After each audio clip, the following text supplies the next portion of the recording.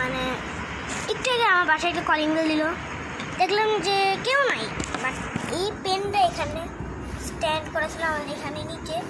আমি পেনটা নিলাম, নিয়ে বললাম এটা কী হতে পারে, নিয়ে কিছু এরপরে মানে জাস্ট ভাবলাম একটু দেখলাম।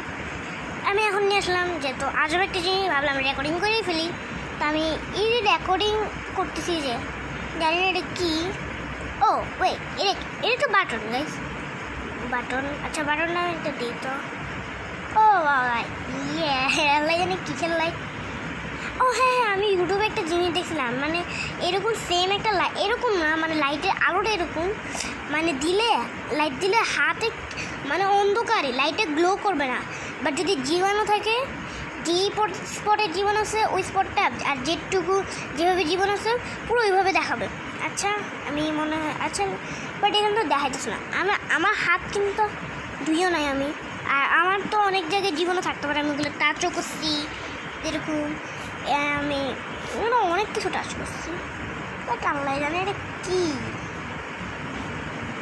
আচ্ছা আচ্ছা ওয়েট, এটা পেনের মতন না অনেকটা, এটা তো পেনে থাকে।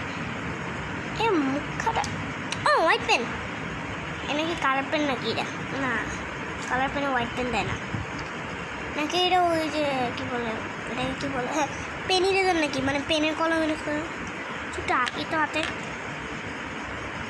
দাঁড়ান 2 মিনিট, একটু হাতে আঁকি তো এটা দিয়ে। দাঁড়ান 2 মিনিট এসে এটা পিছনে আগে লাগাই তারপরে আঁকি। এই আমি এখন এখানে আঁকি, এইচ কে দেখা যায় না তো, এটা কিছু কালি নাই নাকি এটার? কী রে ভাই, আচ্ছা এটা দেখেন কিচ্ছু না, আমি এখানে লিখলাম কালি নাই নাকি এটা।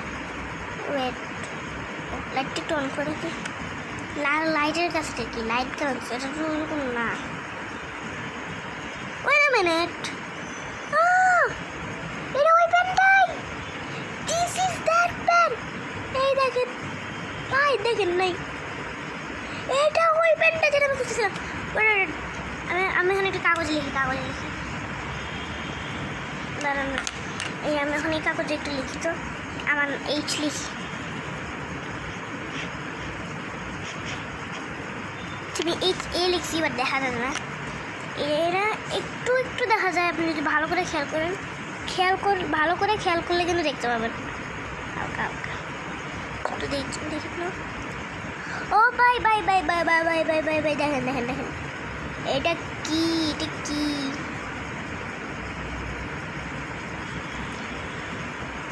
ও ম্যান ভাই, এটা ওই পেনটাই।